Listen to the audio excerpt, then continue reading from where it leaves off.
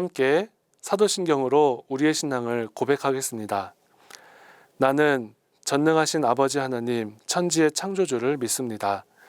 나는 그의 유일하신 아들 우리 주 예수 그리스도를 믿습니다.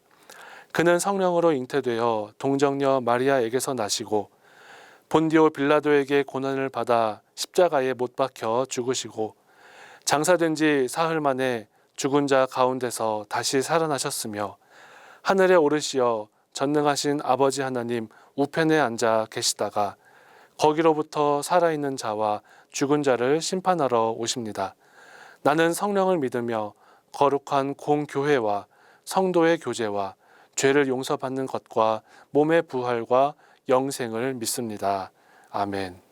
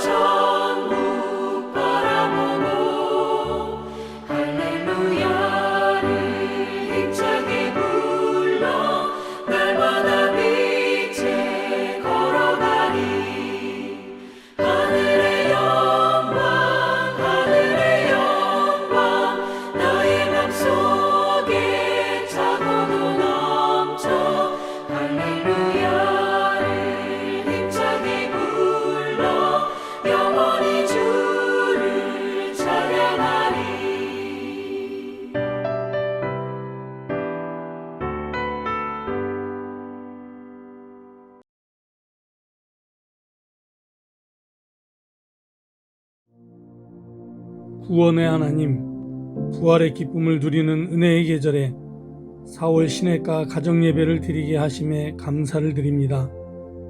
이 시간 함께 모여 예배드리는 모든 가정에 성령의 충만한 은혜를 내려 주옵소서. 교회를 사랑하시는 하나님, 우리 천안중앙교회가 나라와 민족을 위해 기도하며 등불의 역할을 감당하게 하여 주옵소서. 서로 사랑하며 돌보는 교회가 되게 하여 주시고 처음 사랑을 회복하는 교회, 하나님의 뜻을 이루어가는 교회가 되게 하옵소서. 가정예배를 기뻐하시는 하나님, 우리 교회의 가정예배가 정착되게 하여 주옵소서. 예배를 통해 모든 가정이 믿음의 가정이 되게 하여 주옵시고 온 가족이 서로 사랑하며 기도하는 가정이 되게 하여 주옵소서. 우리 교회 모든 가정이 부활의 증인으로 살아가게 하여 주옵소서. 세상의 빛과 소금의 역할을 감당하게 하여 주시고 아직 예수님의 십자가 사랑을 알지 못하는 이들에게 복음을 전하는 삶을 살아가게 하여 주옵소서. 십자가에서 구원의 사명을 이루신 예수님의 이름으로 기도드리옵나이다. 아멘.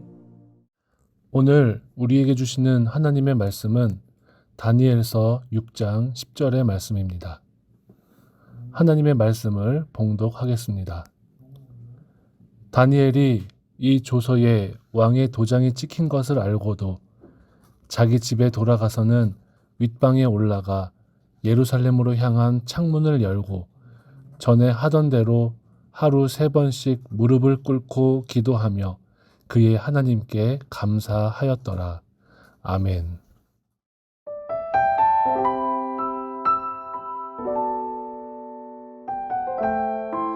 우리는 인생을 살면서 늘 선택의 순간을 마주합니다.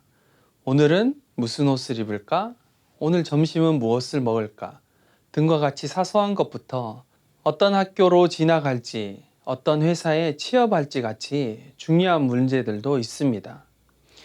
특히 그리스도인으로 세상을 살면서 그리스도인이기 때문에 불이익이 있음에도 선택하기로 결정해야 하는 순간이 있습니다. 그런 순간에 그리스도인으로서 믿음의 선택을 할 수 있는 힘은 어디에서 올까요? 오늘 본문에서 다니엘은 어떻게 이런 선택을 할 수 있었을까요? 오늘 본문에서 조서에 왕의 도장이 찍힌 것을 알고도 라고 합니다. 이 말은 이 조서가 의미하는 것이 생명을 걸어야 할 정도의 엄중한 것임을 다니엘이 잘 알고 있었다는 말입니다.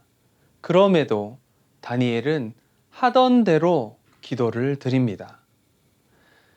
우리의 선택의 많은 순간마다 유연하고 소통을 통해 이해하려는 노력을 멈추면 안 됩니다. 하지만 그것이 진리와 관계 있는 부분이라면 타협할 수 없는 것입니다. 하나님 외에 다른 신을 섬기라고 하는 그 요구는 타협할 수 없는 요구입니다. 이런 어려운 상황 속에서도 다니엘은 신앙을 지키고 습관을 따라 기도합니다. 오늘도 세상을 살아가며 어려운 상황을 이겨내고 신앙을 지킬 수 있는 핵심적인 부분이 기도입니다. 다니엘의 기도에는 몇 가지 특징이 있습니다. 먼저 첫 번째로 예루살렘을 향하여 창문을 열고 라고 합니다. 예루살렘을 향하여 기도했다는 것은 다니엘이 솔로몬이 기도했던 그 기도를 기억하고 하나님의 약속을 기억하고 있음을 나타냅니다. 우리도 어느 곳에 있든지 하나님을 향해 기도하여야 합니다. 기도할 때 당연히 하나님을 향한다고 생각하지만 많은 사람들이 기도하는 시간조차 하나님께 집중하지 못하고 잡생각을 할 때가 많습니다. 우리의 마음과 생각을 정리하고 먼저 하나님을 향해야 합니다. 창문을 열었다는 것은 다니엘의 대적자들에게 숨길 마음이 없었음을 나타냅니다. 우리의 삶의 자리에서도 우리는 그리스도인임을 숨길 필요가 없습니다. 오히려 그리스도인임을 드러내고 거룩한 삶으로 본을 보여야 합니다. 두 번째로 전에 하던 대로 하루 3번씩이라고 합니다. 전에 하던 대로 기도했다는 것은 습관을 쫓아 꾸준히 기도하였다는 말입니다. 기도 생활 또한 습관으로 자리 잡을 때까지 적어도 3개월 이상은 유지하여야 합니다. 특히 오늘 실패하였다고 포기하면 안 됩니다. 내일 다시 시작하고 하루하루 해 나가야 합니다. 몇 번의 실패로 그만둘 수 있는 것이 기도 생활이 아닙니다. 하루 3번씩 기도했다는 것은 시간을 정하고 기도하였다는 말입니다. 기도 시간을 정하지 않고 기도한다는 것은 기도를 하지 않겠다는 말입니다. 시간을 정하고 알람을 맞추어야 기도할 수 있습니다. 우리의 기억보다 알람이 더 정확합니다. 세 번째로 무릎을 꿇고 기도하며 라고 합니다. 보통 유대인들은 서서 기도합니다. 다니엘이 무릎을 꿇고 기도했다는 것은 겸손함과 간절함의 표현입니다. 꼭 그렇지는 않지만 몸동작이 마음을 반영할 때가 많습니다. 가정에서도 무릎을 꿇고 짧게라도 함께 기도해 보십시오. 기도 시간에 혹 잠이 온다면 서서 기도하시고 또한 무릎을 꿇고 마음을 쏟아서 하나님께 기도하여야 합니다. 자녀들의 간절한 기도를 들으시는 우리 하나님 아버지이십니다. 네 번째로 그의 하나님께 감사하였더라 라고 합니다. 다니엘의 상황은 감사할 수 있는 상황이 아님에도 다니엘은 감사 기도를 잊지 않고 있습니다. 그리스도인은 상황에 따라 세상의 온도에 따라 오르락 내리락 하는 온도계가 아닙니다.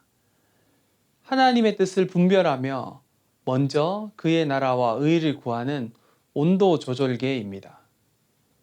예수님께서 주시는 세상이 알 수도 없는 평안으로 여러분의 삶을 채우시기 바랍니다. 예수 그리스도로 여러분의 삶을 채우시기 바랍니다. 그때 우리는 어떤 상황에서도 감사하는 삶을 살 수 있게 됩니다. 말씀을 마무리하겠습니다. 다니엘의 삶 속에 동행하는 하나님은 동일하게 우리의 삶에도 동행하십니다. 다니엘을 특별하게 하는 것은 다니엘의 어떠함이 아니라 하나님의 붙드심과 은혜임을 기억하십시오. 하나님의 붙드심과 은혜의 통로가 기도임을 기억하십시오. 기도가 습관이 되고 나의 의지를 들여 기도를 하고 거룩한 삶을 지키려고 애쓸 때 그 어려운 순간 그 기도가 여러분을 그리고 여러분의 가정을 지키심을 기억하며 기도의 자리, 말씀의 자리, 예배의 자리를 생명처럼 지키는 여러분의 가정 되기를 간절히 바랍니다. 기도하시겠습니다. 사랑하는 주님,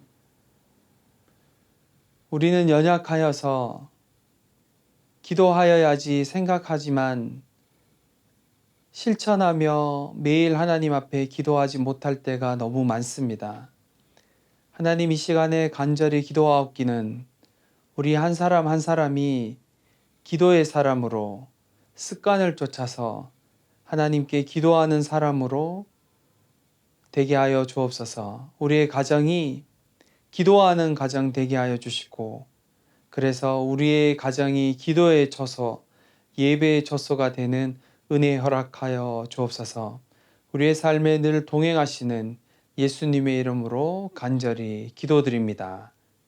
아멘.